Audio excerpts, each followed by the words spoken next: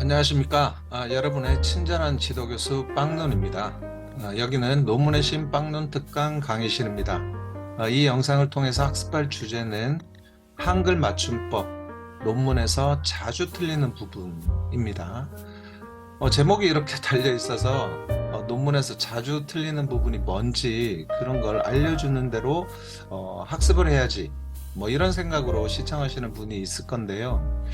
제가 이 영상을 만든 목적은 논문에서 자주 틀리는 부분을 보여드리면서 이렇게 작성된 논문을 쉽게 접할 수 있다는 점을 부각시키기 위해서입니다. 제가 의도하는 바가 원활히 여러분께 전달이 된다면 여러분은 한글 맞춤법이 중요하구나, 열심히 공부해야겠구나, 뭐 이런 생각이 드실 겁니다. 이런 오류를 범하지 않으려고 노력하게 될 것이에요. 이 본격적인 한글 맞춤법 강의는 다음 강의에서 시작을 할 거고요.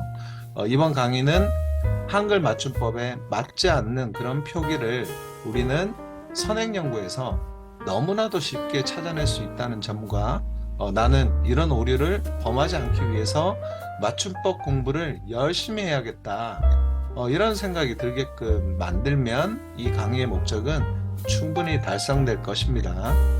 이같이 이번 강의의 제작 의도를 미리 좀 잘 파악을 하시고 이번 강의에 임하셨으면 합니다. 자, 그러면 이번 강의 시작해 볼게요. 자, 우리가 자주 틀리는 논문에서 자주 틀리는 그런 오자들이 있습니다. 뭐 함으로 이렇게 많이 써요. 특히나 자연과학이나 공학계열 또 의학계열에 계신 분들이 이렇게 많이 쓰거든요. 이유를 모르겠어요. 함으로라고 쓰면 안 되고요. 함으로 이렇게 써야 됩니다. 또 함으로써 이렇게 많이 쓰거든요. 이것도 잘못된 표현이에요. 함으로써 이렇게 써야지 맞는 표현입니다. 우리가 중학교, 고등학교 다니면서 학교에서 이제 뭐 문법에 대해서 학습을 할 때 많이 들었던 것 중에 하나가 로서하고 로서입니다. 로서라는 것은 제가 다시 한번 여러분들도 잘 알고 계실 건데 재차 한번 뭐 기억을 다시 떠올려 보시라고 설명을 드리면은, 로서라고 표현을 할 때는 지위나 신분, 뭐 자격을 나타내는 격조사로 쓰이는 거죠. 그래서 뭐 선생님으로서, 뭐 교수로서, 작가로서, 대학원생으로서 뭐 이럴 때 로서라고 표현을 합니다. 근데 로서라고 쓰는 것은 이게 수단이나 도구를 나타내는 그런 격조사로 쓸 때 로서라고 표현을 합니다. 뭐 말로써 빚을 갚았다, 눈물로써 호소했다, 그 문제는 인내로써 뭐 풀어야 한다, 뭐 글로써 다 적지 못할 정도다, 이럴 때 로서, 이제 그 앞에 붙은 말이 수단이나 도구를 나타내기 때문에 그때 쓰는 격조사로 로서를 쓰거든요. 이 함으로써도 마찬가지예요. 뭐 어떻게 하게 됨으로써 이게 이제 수단이나 도구가 된다라는 거죠. 그래서 로서라고 표현을 하시면 안 되고 로서라고 표현을 해야 됩니다. 그리고 우리가 뭐 드라마 같은 데서도 어플, 뭐 대중들이 많이 이런 표현을 쓰죠. 어플, 어플. 근데 이거는 맞는 표기법은 아니에요. 글로 표현을 할 때는 앱이라고 표현을 하거나 애플리케이션이라고 이렇게 써야 됩니다. 이건 뭐 외래어는 뭐 컨텐츠도 마찬가지죠. 발음할 때는 우리가 컨텐츠 이렇게 발음을 하지만 한글로 표기를 할 때는 콘텐츠라고 표기를 해야 됩니다. 아니, 외래어가 이제 우리말로 표현을 할 때 많이 틀리는 경우가 있어요. 네, 그래서 이런 부분도 논문을 작성하는 사람은 유념할 필요가 있다라는 겁니다. 그리고 이 말도 오해를 많이 하는 그런 이제 문구 중에 하나인데, 과반수 이상 이런 표현을 많이 써요. 이제 뭐 법학 계통에 계신 분들은 이런 표현을 쓰는 경우가 많은데요, 논문에서. 근데 과자가 넘을 과자예요. 반수가 넘는다. 여기에는 이미 이상이란 말이 표현이 되어 있는 거죠.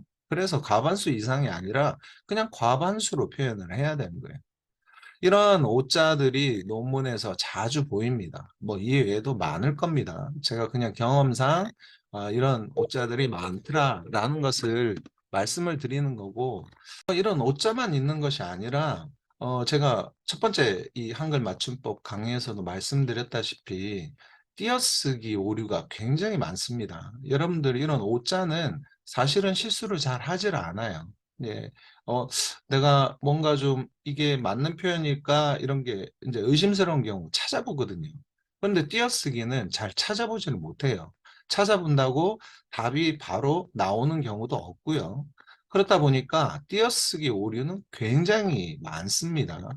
한글 맞춤법에서 제가 첫 번째 강의에서 말씀드렸다시피 띄어쓰기도 한글 맞춤법에서 중요한 한 부분을 차지하고 있고, 이 띄어쓰기 오류를 범하지 않기 위해서 여러분들은 글 쓸 때 정말 유념하셔야 된다라는 겁니다. 이 논문 제목에서부터 띄어쓰기 오류가 다수 발견되고 있거든요. 그리고 제가 이렇게 한번 정리를 해 봤는데 10편의 논문을 살펴보면요. 10편의 논문에서 띄어쓰기 오류가 다 발견이 가능할 정도입니다. 띄어쓰기 오류를 완벽하게 그런 오류를 범하지 않고 작성한 논문은 정말 보기 힘들 정도다라는 거예요. 이 띄어쓰기 오류의 심각성을 여러분들은 잘 인지하시고 이런 오류를 범하지 않기 위해서 노력을 하셨으면 좋겠어요. 우리 한글 맞춤법 총칙 제2항에 보면요. 문장의 각 단어는 띄어쓰기를 원칙으로 한다 이렇게 되어 있어요.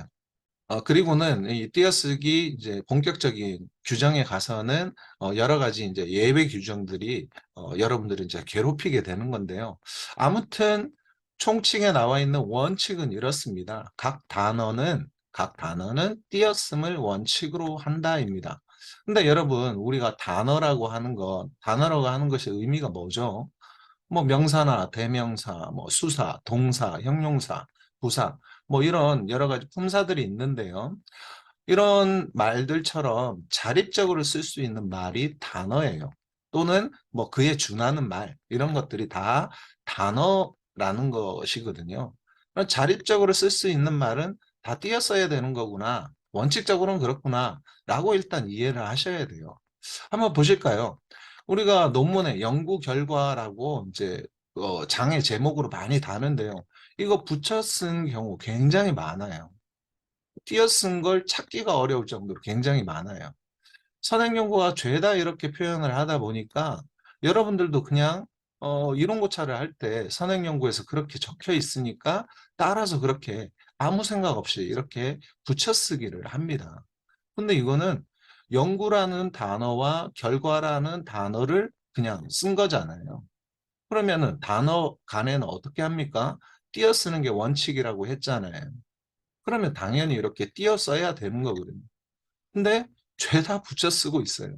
한번 이 강의를 듣고 난 뒤에 아무 연구나 한번 검색을 해서 살펴보세요. 뭐 몇 분 안에 이렇게 되어 있는 논문을 찾을 수 있을 겁니다. 여러분들은 연구 다음에 결과 사이를 띄어서 표현을 하셔야 됩니다. 이 강의를 들으시고도 이런 오류를 범하시면 안 되겠죠.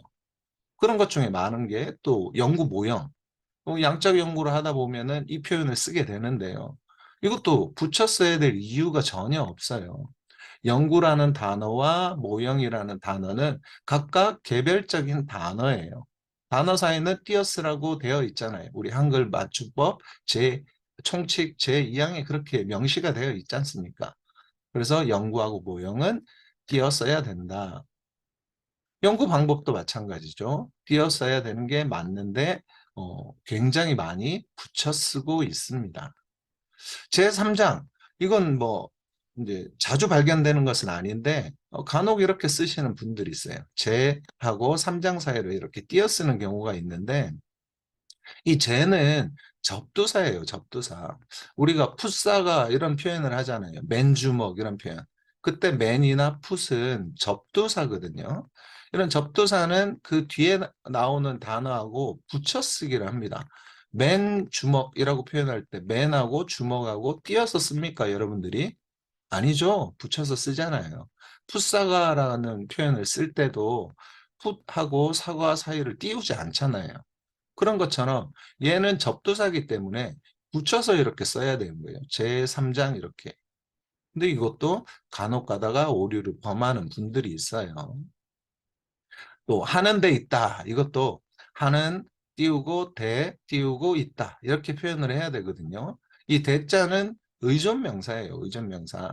여러분들이 잘 알고 있는 뭐 뿐이라든지 등 이런 애들하고 똑같은 의존명사인데 의존명사는 하나의 단어거든요. 그래서 단어 사이는 띄어서 쓴다라는 원칙에 입각해서 하는 띄우고 대 띄우고 있다. 이렇게 표현을 하셔야 됩니다. 자, 개념화하다, 뭐뭐화하다 할 때도 이렇게 띄어서 쓰는 분들이 가끔 보여요. 왜 띄우는지 이유를 모르겠어요. 이 화자가 될 화자거든요. 될 화. 그러니까 개념이 되게 만들다 이런 뜻이에요. 개념화하다라는 뜻은요. 그럼 개념이 되게 만드는 것이 개념화인데 이런 것은 명확화나 뭐 자립화, 민주화, 경제화 뭐 이렇게 화자 써가지고 굉장히 많이 표현을 하잖아요. 그 뒤에 나오는 단어하고 붙여서 써야 되는 겁니다. 붙여서. 개념화하다라고 표현을 해야지 정확한 띄어쓰기를 한 게 되는 거예요. 그리고 역량 검증 이런 것도 양적 연구에서 많이 쓰는 표현인데 왜 붙여 쓰는지 저는 이유를 모르겠어요. 역량도 하나의 단어고 검증도 하나의 단어인데 단어하고 단어는 원칙적으로 띄어 써야 된다. 그래서 역량 띄우기 검증 이렇게 써야지 맞는 표현이에요. 현대사회도 굉장히 많이 틀리는 그런 오류를 범하는 부분 중에 하나인데 현대하고 사회도 붙여 쓸 이유가 전혀 없어요. 이 현대라는 단어 또 이제 뭡니까? 개별적인 단어인 거죠. 개별적인 뜻을 가지고 있는 단어고 사회도 개별적인 뜻을 가지고 있는 독립적인 단어이기 때문에 이 사이는 띄었어야지 맞다라는 겁니다. 뭐 우리 사회 뭐 이런 표현을 할 때도 마찬가지죠. 우리라는 단어하고 사회라는 단어가 개별적인 단어인 거예요. 우리 사회도 우리 다음에 띄우고 사회라고 써야지 맞는 거죠. 자, 우리가 논문 제목을 막 이렇게 써요. 사업 유형 적용 방안 연구. 근데 뭔가 좀 붙여야 될 것 같은 느낌이 들어서 이렇게 어, 두 단어를 붙여서 표현을 하고 그 다음에 한번 띄어쓰기를 하고 이렇게 표현을 많이 합니다. 근데 이것은 이렇게 다 띄었어야 되는 거예요. 사업 띄우기, 유형 띄우기, 적용 띄우기, 방안 띄우기, 연구 이렇게 써야 됩니다. 그런데 이렇게 잘 안 쓰는 이유는 제가 생각을 해볼 때는 너무 띄어서 표현을 하면 이상할 거라고 생각을 하는 것 같아요. 근데 이상한 게 아니에요. 여러분들은 이 강의를 들으신 여러분들은 이게 이상한 표현이 아니라고 생각을 해야 됩니다. 지금부터는요. 단어하고 단어 사이는 띄어서 쓰는 게 원칙이다. 그러면 원칙에 입각해서 어, 사업과 유형은 각각의 단어라는 것을 여러분들이 알고 계신다면 띄어 쓰는 게 맞는 겁니다. 이게 하나도 이상할 게 없는 올바른 띄어쓰기가 된 그런 문구라는 것을 여러분들은 알고 계셔야 됩니다. 자, 이번 강의를 통해서는 제가 서두에서 말씀드린 바와 같이 이런 이 띄어쓰기 오류가 얼마나 심각하게 선행 연구에서 찾을 수 있는지 그걸 한번 여러분들이 인지하셔야 될 필요가 있고 또 하나는 여러분들의 연구에서는 절대 이런 오류를 범하지 않기 위해 노력하셔야 된다. 그래야 내 논문의 품질이 더 올라갈 수 있다. 그 부분을 유념하시고 이런 띄어쓰기 오류를 범하지 않기 위한 노력도 잘 해나가시길 바라는 바입니다. 자, 이번 강의는 여기서 마치겠습니다.